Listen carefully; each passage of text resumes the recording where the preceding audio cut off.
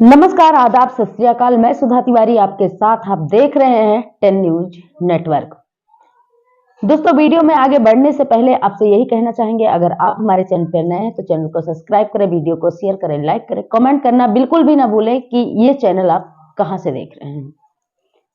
दोस्तों, कुछ दिन पहले हमने एक कहानी आपको सुनाई थी स्वीटी नाम की, और किस तरीके से वो कोठे से निकलकर बाहर जाती है। कहानी को पसंद किया, उन्होंने कमेंट किया कि मैडम, ये कहानी आप जो स्वीटी कोठे पर पहुंची कैसे, वो हमें बताएं। उस पर हमने गौर किया और फिर संपर्क किया कि ये कहानी है हमारी नहीं, ये हमारे जीवन की सच्चाई है। उन्होंने बताया कि जो हमारा घर था वो हरियाणा में था।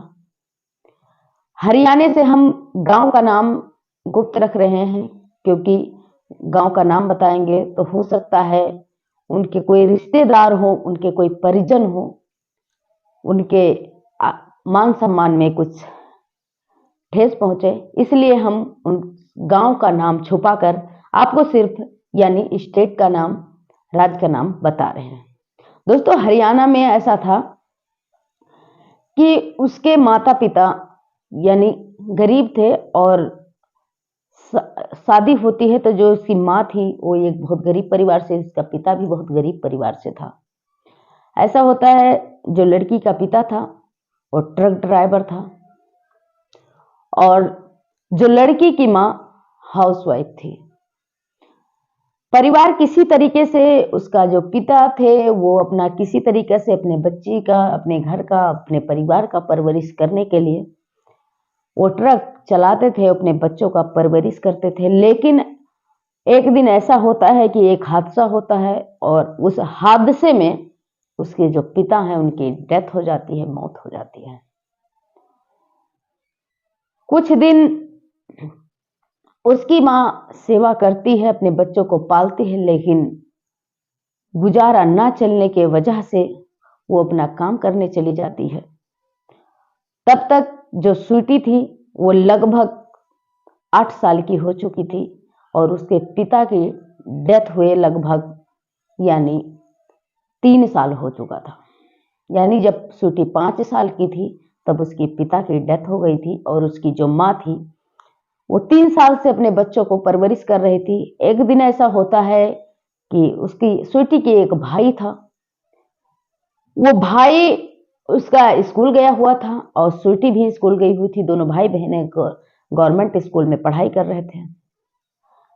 अचानक में खबर आता है कि उसके भाई की मतलब तबीयत बहुत खराब होती है, सीरियस होता है, और उसे स्कूल से घर लाया जाता है। उस बहन बड़ी होती है, बहन अपने भाई को किसी तरीके से घर लाती है, क्योंकि थोड़ी ही दूर पे स्कूल था। अब उसकी भाई की दवाई चलने लगती है, दवाई चलते चलते उसकी माँ भी बहुत परेशान हो जाती है। किसी तरीके से जो गांव में होता है, मजदूरी करके अपने बच्चों का पेट भर रही होती है, क्योंकि मायके में भी कोई ऐसा नहीं था जो अपने बेटी का परवरिश करने के लिए कुछ दे सके। बस बेटी अपनी बच्चों की परवरिश करने के लिए वो माँ दर दर ठोकरें खा रही, अपने बच्चों को पाल रही। लेकिन ऐसा होता है एक दिन कि उसका जो भाई था स्वीटी का, वो इस दुनिया को अलविदा कह देता है। जब दुनिया को अलविदा कह देता है तो माँ का रो रो कर बुरा हाल हो जाता है, क्योंकि वो सोचने लगती है कि आखिर मेरी सारी तो दुनिया ही बर्बाद हुई। ये एक बेटा था, बेटा के सहारे मैं जी रही थी, क्योंकि हो सकता है आगे चलकर बेटा बड़ा हो जाए और होने के बाद हमारे कष्ट कट जाए, हमारे दुख दूर हो जाए। लेकिन भगवान को कुछ और ही मंजूर था। माँ और बेटी रहने लगती हैं, लेकिन माँ जब पति चला जाता है, बेटा चला जाता है, दोनों का यानी गम माँ के दिमाग में रहता है, दूसरा पेट भरने के लिए काम पे भी जाना पड़ता है। एक दिन ऐसा होता है कि माँ को बुखार आता है, थोड़े ही पैसे पास में होते हैं, लेकिन फिर भी दवाई लाती हैं, खाती हैं, लेकिन वो बुखार रोते रोते शरीर में भी कमजोरी में हो जाती है, और वो बुखार दिन पर दिन उनका होना चालू हो जाता है। जब दिन पर दिन बुखार होना चालू हो जाता है, बुखार नहीं जाता है, तो ऐसा होता है कि जब पैसे भी पास में नहीं होते तो वैसे दवाई लाकर खा लेती हैं और दिन कटता जाता है। लेकिन ऐसे करते करते लगभग 1.5 से 2 महीने बीत गए और उस माँ की स्थिति ऐसी हो गई कि अब उसे बुखार, यानी जैसे रात ढलती है जैसे बुखार आ जाता है। दिन में दवा लेकर काम पे चली जाती है, रात में बुखार आ जाता है। अब वो इस तरीके से हो गई कि काम पे जाने के भी लायक नहीं रहेगी।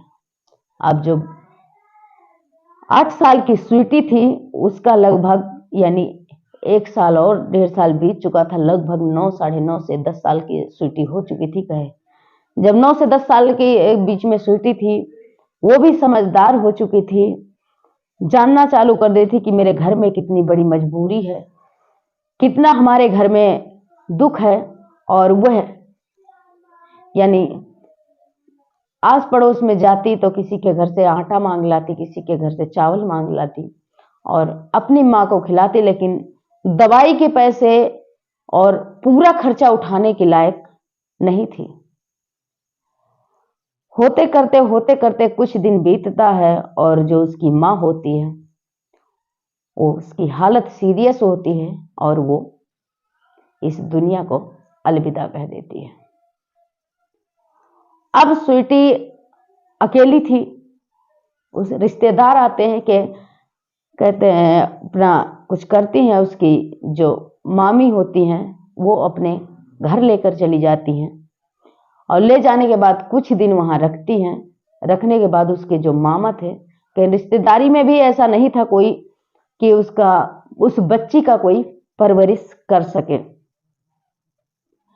स्वीटी खूबसूरत थी, खूब सुंदर थी और मामा के घर जाती है तो 2-4 महीने उसकी मामी करती हैं, क्योंकि नानी उसकी थी नहीं। मामी उसकी 2-4 महीने उसके साथ खिलाती हैं, पिलाती हैं, अपने बच्चों के साथ रखती हैं, लेकिन फिर घर में उनके किचकिच होना चालू हो जाता है कि हम इसको कहाँ तक पालेंगे। अपनी माँ को खा गई, अपने भाई को खा गई, अपने बाप को खा गई, ये हमारे घर में भी किसी को खाकर ही मानेगी। अब उसकी मामी उसे बहुत ताने देना चालू कर देती है, मारना पीटना चालू कर देती है, लेकिन वो बच्ची करे तो क्या करे, जाए तो कहाँ जाए। एक दिन ऐसा होता है कि लगभग 10 साल क्रॉस कर चुकी थी, 10.5 साल की स्वीटी हो चुकी थी।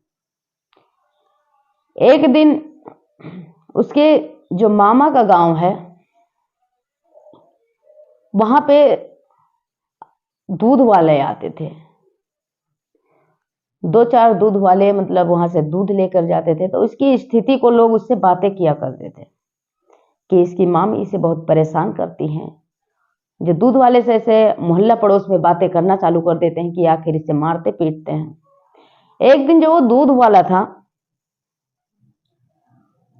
वो कहता है कि हम काम देखेंगे और काम देख के इस बच्ची का काम लगवा देंगे जहां शहर में ले जाकर, दिल्ली में, और वहां से ये कुछ पैसे वहीं झाड़ू पोछा करेगी और उसका पेट भी भर जाएगा, मारी पीटी भी नहीं जाएगी, मतलब इसकी आगे के लाइफ सही से चलना चालू हो जाएगा। अब वो जो बच्ची होती है स्वीटी, वो सोचती है मेरा काम लग जाएगा तो शायद मुझे इस ताने से, इस मार से छुटकारा मिल जाएगा। और एक दिन वो दूध वाला आता है और उस बच्ची को लेकर जाता है और एक जगह काम पे लगा देता है। काम पे लगाने के बाद वह वहां रहना चालू कर दे, 2-4 महीने रहती है। वहां से वो किसी और के घर उसे भेज दिया जाता है। वहां भी लगभग 2 से 4 महीने रहती है। एक दिन फिर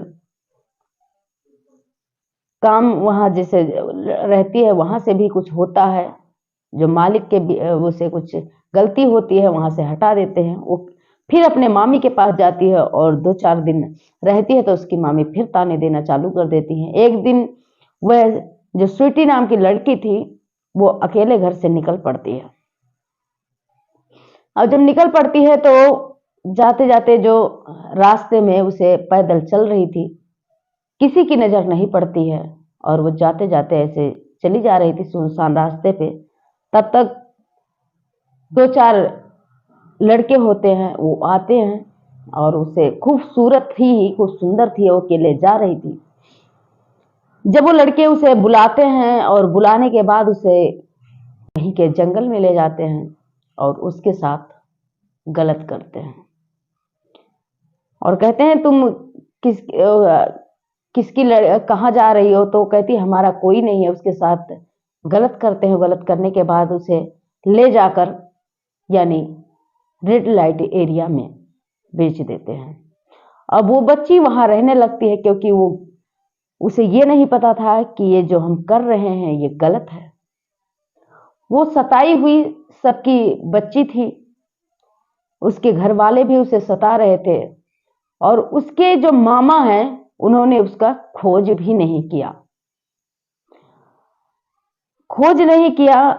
वो बच्ची वहां रेड लाइट एरिया में रहने लगती है और अपने मन से, क्योंकि थी ही खूबसूरत वो इस धंधे में उतर जाती है। 6 सालों से ये धंधा करते रेड लाइट एरिया में हो गया था।